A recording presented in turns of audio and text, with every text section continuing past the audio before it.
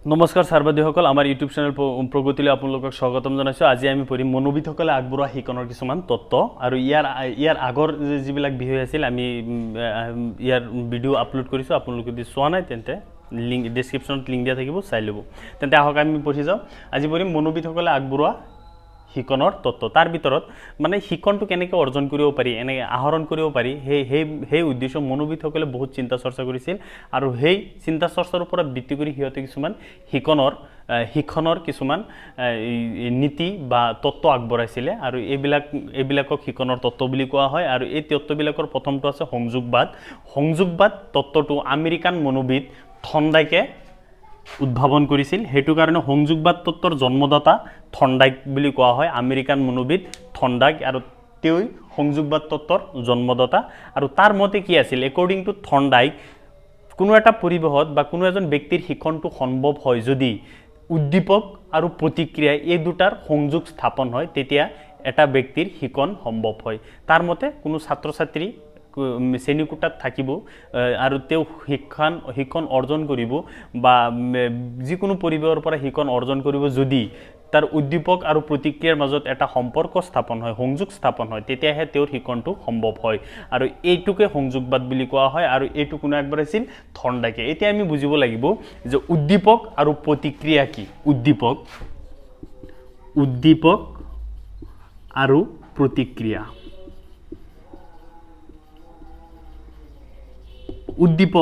উদ্দীপক হৈছে বাহিৰৰ যিকোনো ধৰণৰ পৰিৱৰ্তন যিটোৱে আমাক এইটো অনুভৱ কৰিবলৈ বাধ্য কৰায় আৰু সেই পৰিৱৰ্তনটো অনুযায়ী আমি কিছুমান ভাৱভংগী প্ৰকাশ কৰোঁ, আৰু এইটোকে এটা উদ্দীপক বুলি কয় আৰু এটা প্ৰতিক্ৰিয়া বুলি কয়। উদাহৰণস্বৰূপে যেনেকৈ গৰম লাগিছে আমাৰ, আমি পাতল কাপোৰ পিন্ধোঁ, আমি ছাৰ তলত যাওঁ বা ফেন বিচাৰি ফুৰোঁ, কাৰণ আমাৰ শৰীৰটোৱে কি কৰি আছে, যিমান গৰম দিছে এফৰ্ড কৰিব পৰা নাই। তাৰ কাৰণে আমি কি কৰিছোঁ, প্ৰতিক্ৰিয়া হিচাপে আমি গছৰ ছাঁৰ তলত গৈছোঁ, নহ'লে ফেনৰ তলত বহিছোঁ, পাতল কাপোৰ পিন্ধিছোঁ। এইটো হৈছে আমাৰ প্ৰতিক্ৰিয়া। কাৰ কাৰণে?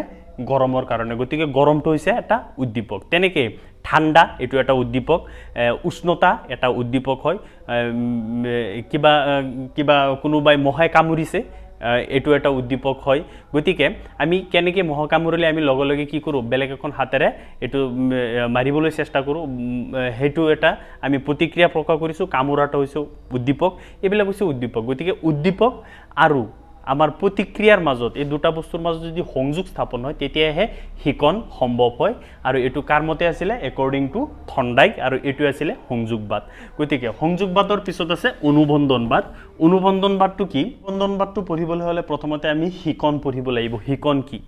শিকন সৰলতাত ক'বলৈ গ'লে আমি এইটোকে বুজোঁ যে শিক্ষক এজনে এটা শ্ৰেণীকোঠাত যেতিয়া ল'ৰা ছোৱালীক এটা নিৰ্দিষ্ট পাঠৰ বিষয়ে জ্ঞান দি থাকে আৰু বিভিন্ন তথ্যবিলাক দি থাকে বা আদান প্ৰদান কৰি থাকে, আৰু তাৰ পৰা ল'ৰা ছোৱালী আৰু ছাত্ৰৰ সৈতে যি এটা বৈঠক, এইটোৰ পৰা যি জ্ঞান পোৱা যায় সেইটোকে সাধাৰণতে শিকন বুলি কোৱা হয়। কিন্তু শিক্ষণ বুলি ক'লে বিভিন্ন পৰিৱেশৰ জ্ঞানী হ'ব পাৰে, এইটো অকল শ্ৰেণীকোঠাতে আবদ্ধ নহয়। গতিকে শিকণটো হৈছে এটা প্ৰক্ৰিয়া য'ত শিক্ষকজনে বিভিন্ন কিছুমান পাঠৰ ওপৰত মন্তব্য দিয়ে বা পাঠৰ আলোচনা কৰে ছাত্ৰ ছাত্ৰীৰ সৈতে, আৰু ছাত্ৰ ছাত্ৰীৰ অভিজ্ঞতা হয়, সেইটোকে শিকন বুলি কোৱা হয়।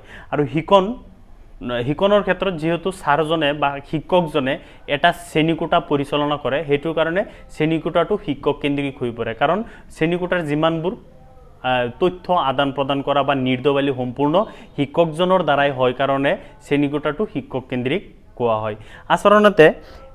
আচলতে শিক্ষণ হৈছে মানুহৰ আচৰণৰ স্থায়ী সংশোধন। এইটো মই আগৰ এটা বিষয়ত উল্লেখ কৰিছিলোঁ। কিন্তু আচৰণ বুলি ক'লে সকলো ব্যক্তিৰ আচৰণ কিন্তু একে নহয়, ব্যক্তিভেদে আচৰণ পৃথক পৃথক হয়। আৰু কিছুমানৰ মতে আচৰণ হৈছে একজন ব্যক্তিৰ কিছুমান বৈশিষ্ট্য, আৰু কিছুমানৰ মতে আচৰণ হৈছে এজন ব্যক্তিৰ নিৰীক্ষণ কৰা কাৰ্য। কিন্তু শিকন যিটো প্ৰক্ৰিয়াটো, এইটো নিৰীক্ষণৰ ওপৰত নিৰ্ভৰশীল। আৰু প্ৰকাৰ হয়, এবিধ হৈছে প্ৰকাশ্য আচৰণ আৰু এবিধ হৈছে নিৰ্গত আচৰণ। আৰু এই দুই আচৰণৰ পুনৰাবৃত্তি আৰু সংশোধন অভ্যাসত পৰিণত কৰা প্ৰক্ৰিয়াটোকে অনুবন্ধনবাদ বুলি কোৱা হয়। আপোনাক পৰীক্ষাত দিব পাৰে অনুবন্ধন মানে কি? অনুবন্ধন মানে হৈছে নিৰ্গত আচৰণ আৰু প্ৰকাশ্য আচৰণৰ পুনৰাবৃত্তি আৰু সংশোধন অভ্যাসত পৰিণত কৰা প্ৰক্ৰিয়াটোক অনুবন্ধনবাদ বুলি কোৱা হয়। আচৰণৰ ওপৰত ভিত্তি কৰি অনুবন্ধনবাদক দুটা ভাগত ভাগ কৰা হৈছে। এটা হৈছে পৰম্পৰাগত অনুবন্ধনবাদ বা প্ৰকাশ্য আচৰণ, আৰু এটা হৈছে ফলোৎপাদনমূলক অনুবন্ধনবাদ বা নিৰ্গত আচৰণ। এতিয়া আমি প্ৰথমটো পঢ়িম পৰম্পৰাগত অনুবন্ধনবাদ বা প্ৰকাশ্য আচৰণ। এতিয়া পৰম্পৰাগত অনুবন্ধনবাদ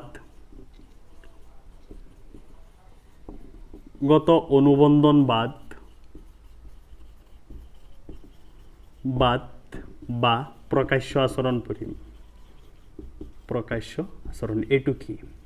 সাধাৰণতে বা প্ৰকাশ্য আচৰণ বা ক্লাছিকেল কণ্ডিশ্যনিং, এই তত্ত্বটো এজন ৰাছিয়ান চিকিৎসা বিজ্ঞানী আগবঢ়াইছিলে। তেওঁ আচলতে এটা কুকুৰৰ ওপৰত ডাইজেশ্যনৰ ওপৰত এক্সপেৰিমেণ্ট কৰি আছিলে, আৰু তেওঁ ডাইজেশ্যনৰ ওপৰত এক্সপেৰিমেণ্ট কৰি কিছুমান তথ্য সংগ্ৰহ কৰিছিলে, আৰু যিবোৰ আচৰণৰ সৈতে সংগতি ৰাখিছিল, আৰু সেই উদ্দেশ্যে তেওঁ ইয়াৰ পৰা পোৱা কুকুৰটোৰ এক্সপেৰিমেণ্টৰ পৰা তথ্যবোৰ আচৰণৰ লগত সংগতি ৰাখি ব্যাখ্যা কৰিছিলে, আৰু এইটো আছিল তেওঁৰ তথ্য। আৰু এই পৰম্পৰাগত অনুবন্ধনবাদ বা প্ৰকাশ্য আচৰণটো কি সাধাৰণতে আমি এটা সহজ অৰ্থত বুজিব পাৰি। ধৰক আপুনি এটা খুব নিজন ঠাইত অকলশৰে এটা পাৰ্কত বহি আছে, য'ত মলয়া বতাহ বলিছে, পাৰ্কত বহি আছে, আৰু তাত হেডফোন লগাই খুব আৰামত খুব ৰোমান্টিক গান এটা শুনি আছে, আৰু আপুনি গানটোৰ ভিতৰত ডুব যোৱা ধৰণে এনেকুৱা এটা গান শুনি আছে, আৰু গানটো শুনাৰ পিছত আৰু 2-3 মাহ গ'লগৈ। কেতিয়াবা আপুনি বাছত জাৰ্ণি কৰি আছে, বাছত এই গানটো যেতিয়া বাজি উঠে তেতিয়া সেই পুৰণা স্মৃতিটো অট'মেটিক ৰোমন্থন কৰিবলৈ ধৰে, আৰু এইটোৱে আছিলে পেভলভৰ অনুবন্ধনবাদ বা প্ৰকাশ্য আচৰণবাদ। এই যে আপুনি যে অট'মেটিক যে আপোনাৰ মনলৈ সেই পুৰণা গানৰ স্মৃতিটো আহি যায় যেতিয়া আপুনি বাছত বহি থাকে, তাৰ মানে কি হয়, তেতিয়া উদ্দীপক গানটো আৰু আপোনাৰ মাজত এটা সংযোগ স্থাপন হয়, আৰু এই সংযোগ স্থাপনেই আপোনাৰ অভিজ্ঞতাখিনি, সেই স্মৃতিখিনি মনত পৰি যায়, আৰু এইটোৱে আছিলে পৰম্পৰাগত অনুবন্ধনবাদ বা প্ৰকাশ্য আচৰণ। এতিয়া আহক আমি কুকুৰৰ এক্সপেৰিমেণ্টলৈ আহোঁ। এইটোত কি এক্সপেৰিমেণ্ট কৰিছিল, এইটোৰ পৰা পৰীক্ষাত প্ৰশ্ন অহা দেখা যায়, গতিকে আমি অলপ ভালদৰে অধ্যয়ন কৰিম। সাধাৰণতে আমি কিবা এটা কাৰণত যদি 6-7 ঘণ্টা বোকাটোৰে থাকিব লগা হয়, বা কিবা আমি পৰীক্ষা এটা দিওঁ তেতিয়া বহুত সময় অনাহাৰে থাকিব লগা হয়, তেতিয়া আমি পৰীক্ষাৰ পৰা যেতিয়া ওলাওঁ, যেতিয়া ওচৰৰ কোনোবা এটা দোকানলৈ যাওঁ, যেতিয়া তাত কিবা মিঠাই থকা বস্তু বা খোৱাৰ কিবা বস্তু যদি আহে দেখা পায় আপুনি, তেতিয়া আপোনাৰ অট'মেটিক মুখৰ পৰা এটা লালটিকৰণ হৈ যাব, মানে খোৱাৰ এটা প্ৰৱণতা জাগি উঠিব। এইটো ইটছ নেচাৰেলি, আৰু যেনেকৈ আমি টেঙা বস্তু এটা দেখিলে অট'মেটিক লালুটি এটা খৰণ হৈ যায়, গতিকে ইটছ স্পণ্টেনিয়াছলি নেচাৰেল প্ৰচেছ। গতিকে এইবিলাকত কোনো চৰ্ত নোহোৱাকৈ অট'মেটিক নেচাৰেলি ঘটনাবিলাক হৈ যায়। যেনেকৈ খাদ্য দেখিলে সাধাৰণতে মুখৰ লালুটি খৰণ হয়, এইটো নেচাৰেল ঘটনা। গতিকে এইটো কোৱা হয় আনকণ্ডিশ্যনেল ষ্টিমুলাছ এণ্ড আনকণ্ডিশ্যনেল ৰেছপন্স। আনকণ্ডিশ্যনেল ষ্টিমুলাছ হ'ল ভাত বা কিবা খাদ্য, আৰু মোৰ যেতিয়া খোৱাৰ এটা প্ৰৱণতা জাগি যায়, এইটো হৈছে আনকণ্ডিশ্যনেল ৰেছপন্স। আৰু কুকুৰৰ ক্ষেত্ৰতো তেনেকুৱা হয়, যেতিয়া তাক ফুড দিয়া হয়, খাদ্য দিয়া হয় এটা সময়ত, তেতিয়া খাদ্যটো দেখিলেই তাৰ মুখৰ পৰা লালুটিটো খৰণ হয়। তাৰমানে খাদ্য যিটো, এইটো এটা উদ্দীপক আছিল, আৰু এইটো আনকণ্ডিশ্যনেল ষ্টিমুলাছ, মানে এইটো চৰ্ত নোহোৱাকৈ এক প্ৰকাৰ উদ্দীপক, আৰু এইটো দেখি কুকুৰৰ লালুটিকৰণ হৈছে, এইটো এক প্ৰকাৰ আনকণ্ডিশ্যনেল ৰেছপন্স। খাদ্য দেখিছে, ই লালুটিকৰণ কৰিছে। কিন্তু খাদ্যৰ সলনি যদি আপুনি এটা বেল বজাই দিয়ে, তেতিয়া লালুটিকৰণ কৰিবনে? নকৰিব, কাৰণ বেলৰ সৈতে কুকুৰটোৰ লালুটিৰ কোনো সম্পৰ্ক নাই। এইটো হৈছে তেওঁ কৰিছিলে, এইখিনি কৰিছিলে পৰীক্ষাৰ আগত। তো পৰীক্ষাৰ আগত কোনখিনি কৰিছিলে? ফুড যেতিয়া দিছিলে তেতিয়া কুকুৰটোৰ চেলাইভেশ্যন হৈছিলে। চেলাইভেশ্যন মানে লালুটিকৰণ হৈছিলে। তাৰমানে ফুডটো হৈছে আনকণ্ডিশ্যনেল ষ্টিমুলাছ, আৰু এইটো হৈছে আনকণ্ডিশ্যনেল ৰেছপন্স। দিছ ইজ নেচাৰেল, এইটো নেচাৰেল হয়। এতিয়া যদি এটা বেল বজাই দিয়ে, খাদ্য নিদিয়ে, বেল বজাই দিয়ে, এইটো কণ্ডিশ্যনেল ষ্টিমুলাছ, এইটো চৰ্ত থকা। তেওঁ যিটো এক্সপেৰিমেণ্ট কৰিব, বেল এটা বজাই দিছে, কিন্তু কুকুৰটোৱে কোনো ৰেছপন্স দিয়া নাই, ন' ৰেছপন্স।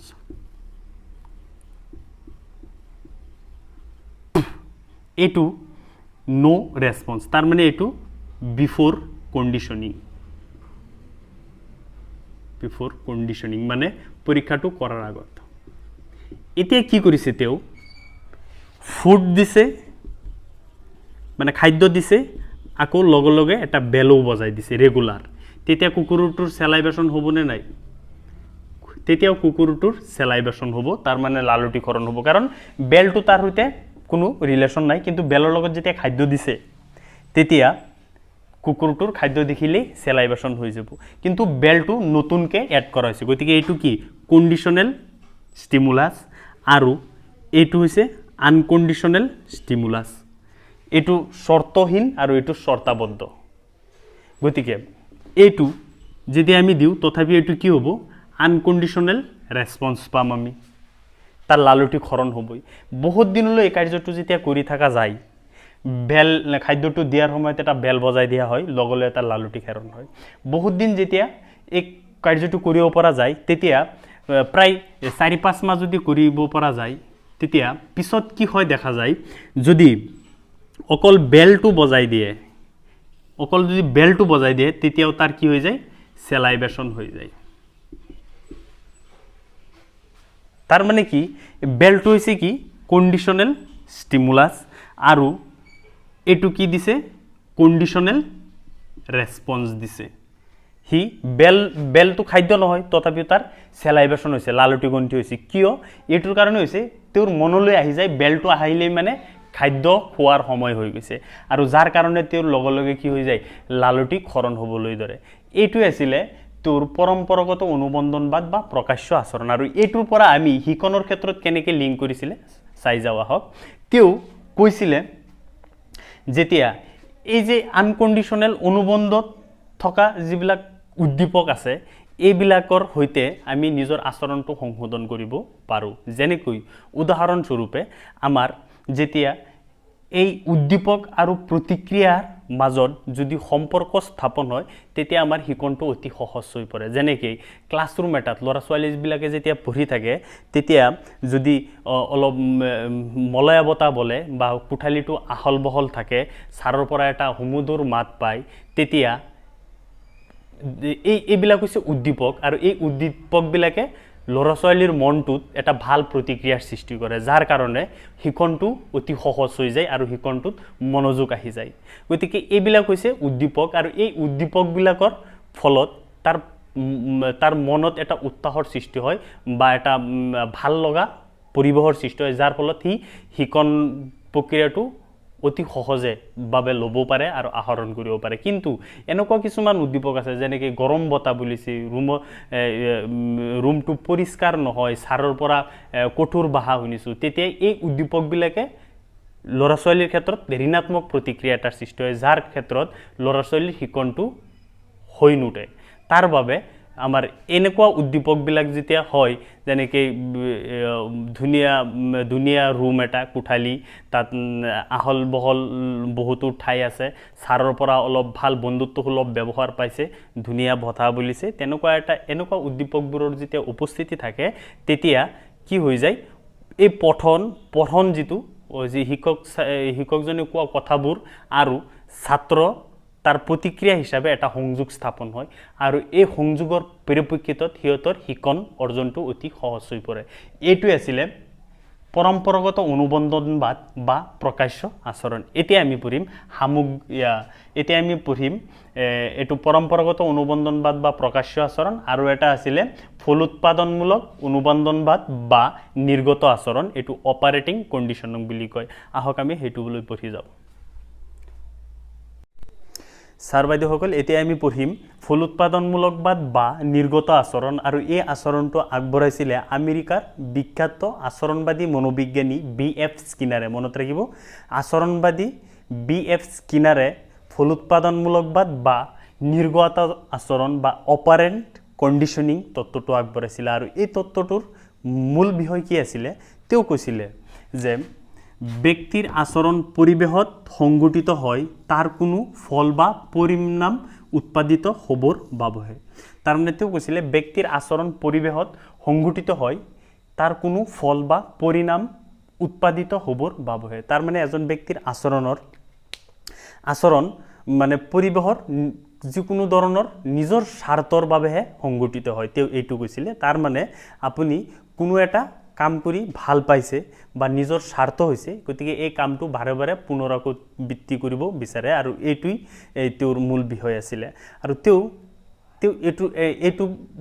এই তত্ত্বটো আগবঢ়াইছিলে এটা নিগুনিৰ ওপৰত এক্সপেৰিমেণ্ট কৰি আৰু এই এক্সপেৰিমেণ্টটো আছিল এনেকুৱা যে এটা পিঞ্জিৰাত এটা বোকাটোৰ নিগুনি ভৰাই দিছিলে আৰু এই পিঞ্জিৰাটো এনেদৰে সজোৱা হৈছিল যাতে ইয়াৰ ওপৰত এটা বেৰেল লগোৱা আছিল আৰু এই বেৰেলটো যদি টানি দিয়া হয় তেতিয়া বাহিৰৰ পৰা অটোমেটিক খোৱা বস্তু ভিতৰলৈ সোমাই আহিছিল আৰু এবাৰ টানি দিয়াৰ পিছত অলপ খোৱা বস্তু সোমাই আছিল পিছত দুবাৰ টানি দিয়াৰ পিছত যিমানবাৰ টানি দিয়া হয় সিমানবাৰেই খোৱা বস্তু ভিতৰলৈ সোমাই আহে প্ৰথম অৱস্থাত নিগুনিক যেতিয়া এনেকুৱা পিঞ্জিৰাৰ ভিতৰত আবদ্ধ কৰি ৰাখিছিল তেতিয়া নিগুনিয়ে নিজৰ আহাৰ বিচাৰি ইপিনে বহুত দৌৰাদৌৰি কৰিছিলে কিন্তু কতো আহাৰ বিচাৰি পোৱা নাছিল কিন্তু এনেকৈ দৌৰাদৌৰি কৰি থকা সময়ত কেতিয়াবা ফটককে বেৰেলটোত তাৰ গছকি লাগি গ'ল বা বেৰেলটোত তাৰ ভৰিৰ চাপ লাগি গ'ল যাৰ ফলত বেৰেলটো কি হৈছিল টান খাইছিল আৰু লগে লগে খোৱা বস্তু এটা সোমাই আছিলে তেতিয়া তেওঁ অত্যন্ত ভোকাতুৰ আহিছিল যেহেতু খোৱা বস্তুটো লগে লগে খাইছিল আৰু খোৱাৰ বাবে তেওঁ অনুসিদ্ধান্তত পৰিছিল যে কেনেকৈ খোৱা আহাৰটো ভিতৰলৈ সোমাই আছে তেনেকৈ যেতিয়া কৰি থাকে তেতিয়া আৰু এবাৰ এইটোত চাপ পৰি দিছিলে আৰু দিয়াৰ পিছত তেনেকৈ আহাৰ সোমাই আছিল আৰু এইটোৰ পৰা তেওঁ কি কৰিছিলে দেখিছিলে যে প্ৰত্যেকবাৰতে পিছৰবাৰ আৰু নেগুনিয়ে দৌৰাদৌৰি কৰা নাই জাষ্ট গৈ বেৰেলটোতহে চাপ দিছিলে যাৰ ফলত আহাৰটো সোমাই আছিলে আৰু এইটোৱে আছিলে তাৰ তত্ত্বৰ মূল পৰীক্ষাটো আৰু এইটোৰ পৰা তেওঁ এইটোই ব্যাখ্যা কৰিছিল যে কোনো এটা মানুহৰ আচৰণ যদি তাৰ নিজৰ হিতৰ কাৰণে হয় তেতিয়া সেই আচৰণটো মানুহজনে পুনৰাবৃত্তি কৰিবলৈ চেষ্টা কৰে এইটোই আছিলে তেওঁৰ আচৰণবাদী মনোবিজ্ঞানী BF স্কিনাৰৰ মূল বিষয় এতিয়া এইটো সাধাৰণতে শিকনৰ ক্ষেত্ৰত কেনেকৈ প্ৰয়োগ কৰা হয় শিকনৰ ক্ষেত্ৰত প্ৰয়োগটো আমি চাই যাওঁ আহক শিকনৰ ক্ষেত্ৰত কি হয় BF স্কিনাৰৰ থিওৰিটো শিকনৰ মতে তাক অপাৰেণ্ট কণ্ডিশ্যনিং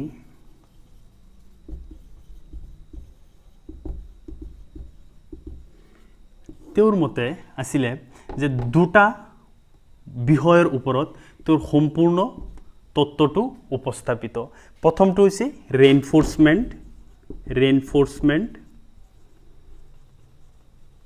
পিছৰটো আছিলে পানিশমেন্ট ৰেইনফোৰ্সমেন্ট হৈছে কোনো এটা বস্তু বা কোনো এটা কাম হিতৰ কাৰণে যেতিয়া বাৰে বাৰে পুনৰাবৃত্তি কৰা হয় বা ভাল আচৰণ এটা বাৰে বাৰে যেতিয়া পুনৰাবৃত্তি কৰা হয় হেতু হৈছে ৰেইনফোৰ্স মানে একেটা বিহেভিয়াৰ বাৰে বাৰে পুনৰাবৃত্তি কৰা এটো কাৰ্চিন দিয়া মানে বাৰে বাৰে পুনৰাবৃত্তি কৰা আৰু এই পানিশমেন্টটোৱে বুজাই যে কোনো এটা বেয়া আচৰণ এটো ৰাইজ হৈ গৈছে এটো ইয়াতে স্থগিত কৰি দিয়া ইয়াৰ যাতে আৰু বৃদ্ধি নহয় এটোৱে বুজাই পানিশমেন্ট আৰু ৰেইনফোৰ্সে বুজাই এটা ভাল আচৰণ বাৰে বাৰে পুনৰাবৃত্তি হৈ থকাটো বুজাই গতিকে এই ৰেইনফোৰ্সটো আকৌ দুই প্ৰকাৰৰ হয় আকৌ পানিশমেন্টটো আকৌ দুই প্ৰকাৰৰ হয় ৰেইনফোৰ্সটো মানে কি আপোনালোকে আশা কৰিছো আপোনালোকে বুজি পাইছে মানে এটা ভাল বিহেভিয়াৰ বাৰে বাৰে পুনৰাবৃত্তি হ'বলৈ পুনৰাবৃত্তি যেতিয়া হয় এটো ৰেইনফোৰ্স বুলি কোৱা হয় আৰু পানিশমেন্ট এটা বেয়া আচৰণ যিখিনি হৈছে এইখিনিতে স্থগিত ৰাখা এটোকে পানিশমেন্ট বুলি কোৱা হয় গতিকে ৰেইনফোৰ্সমেন্ট ইন টু টাইপস এটা ৰেইনফোৰ্সমেন্টটো আকৌ দুই ধৰণৰ হয় এটা হৈছে পজিটিভ আৰু এটা হৈছে নেগেটিভ আকৌ তেনেকে পানিশমেন্টটো দুই ধৰণৰ হয় এটা হৈছে পজিটিভ আৰু এটা হৈছে নেগেটিভ এতিয়া কথা হ'ল যে পজিটিভ কোনটো যেতিয়া ভাল আচৰণ এটা পুনৰাবৃত্তি কৰিবলৈ বাহিৰৰ পৰা কোনো ধৰণৰ উপহাৰ পায় তেতিয়া এটো পজিটিভ ৰেইনফোৰ্সমেন্ট বুলি কোৱা হয় উদাহৰণস্বৰূপে ধৰক লৰা ছোৱালী এটাই ক্লাছত এজন লৰাই ফাৰ্স্ট হৈছে তেতিয়া তেওঁ যেতিয়া ঘৰত আহিছে মাক দেউতাকে উৎসাহিত হৈ তেওঁক আৰু আনন্দিত হৈ তেওঁক আকৌ উৎসাহ যোগাবৰ বাবে এটা মোবাইল কিনি দিছে আৰু যেতিয়া মোবাইলটো দিছে পিতৃ মাতৃৰ উদ্দেশ্য আছিল যে তেওঁ লিখাপঢ়াত আৰু অগ্ৰগতি কৰিব আৰু এইটো আছিল পজিটিভ ৰেইনফোৰ্স আকৌ তেতিয়া তেওঁ কিন্তু কিছুদিন যোৱাৰ পিছত দেখা গ'ল যে লৰাটোৱে অকল মোবাইলটো লৈ ব্যস্ত থাকে ই লিখা পঢ়া নকৰে তেতিয়া কি কৰিছে দেউতাই তেওঁৰ পৰা মোবাইলটো উভতাই লৈছে কিছুদিনৰ কাৰণে যে তই ভালদৰে পঢ় পিছতহে মোবাইলটো ঘূৰাই দিম তেতিয়া তেওঁ যেতিয়া ভালদৰে পঢ়িব তেতিয়া কিছুদিনৰ পিছত আকৌ মোবাইলটো ঘূৰাই দিব এইটো হৈছে নেগেটিভ ৰেইনফোৰ্সমেন্ট সেম তেনেকৈ পানিশমেন্টৰ ক্ষেত্ৰতো তেনেকুৱা পানিশমেন্ট হৈছে এটা বেয়া আচৰণ য'ত আছে ততে স্থগিত কৰি ৰাখি দিবৰ কাৰণে এইটো পানিশমেন্ট বুলি কোৱা হয় পানিশমেন্টটো টু টাইপস আছে এটা হৈছে পজিটিভ আৰু এটা হৈছে নেগেটিভ এইটো শাস্তিমূলক বিধান যেটো কয় গতে পজিটিভটো হৈছে যেতিয়া কোনো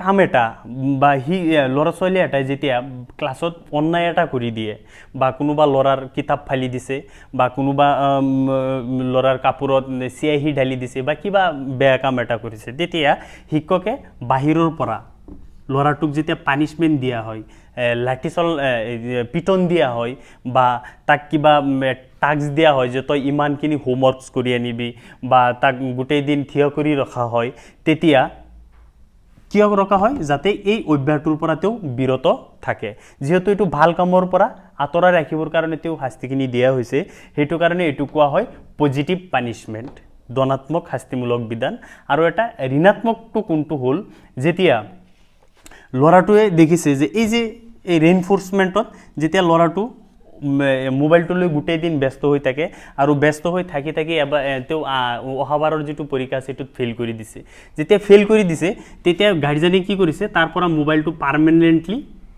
লৈ গুছি গল আৰু এই লৈ গুছি যোৱাটো টুকে ঋণাত্মক পানিশমেন্ট বুলি কোৱা হয় ঋণাত্মক শাস্তিমূলক বিধান বুলি কোৱা হয় কিয় কাৰণ এই মোবাইলটো তেও একচুয়ালি দিব বিচৰা নাই কিন্তু তেওঁৰ ভালৰ কাৰণে দেউতা কি কৰিছে এটো পাৰ্মানেন্টলি একদম একেবাৰে তাৰ পৰা লৈ গৈছে বহুত দিনৰ বাবে তেওঁৰ পৰা লৈ গৈছে আৰু যেটো তেও দিব বিচৰা নাই এটো আছিল ঋণাত্মক শাস্তিমূলক বিধান আৰু এটোত কিন্তু পাৰ্মানেন্টলি লৈ যোৱা নাই ইটস ইউ ক্যান সে টেম্পৰাৰি তেও নিচে আচৰণটো ভাল হৈ গৈছে আকৌ উভতাই দিছে এটো আছিল স্কিনাৰৰ তত্ত্বৰ মূল বিষয় আকৌ কিন্তু এটা সময়ত গৈ তাৰ মানে বাস্তৱত বৰ্তমান যুগত এইটো কাৰ্যকাৰী নহয় আসলতে এইটোহে কাৰ্যকাৰী হয় আৰু ইয়াৰ মাজতো বহুতো বাক আছে কিন্তু আমাৰ অহম টেটৰ কাৰণে ইমান জানাৰ দৰকাৰ নাই আপোনালোকে খালি এইখিনি জানি ৰাখিলে হল এটা দুটা দি আছে এটা হৈছে ইতিবাচক আৰু এটা হৈছে নেতিবাচক ইতিবাচকটো যেটো ভাল আচৰণটো পুনৰাবৃত্তি কৰে আৰু বাহিৰৰ কোনো উৎসাহৰ পৰা বা বাহিৰৰ কোনো উপহাৰ যেতিয়া পাই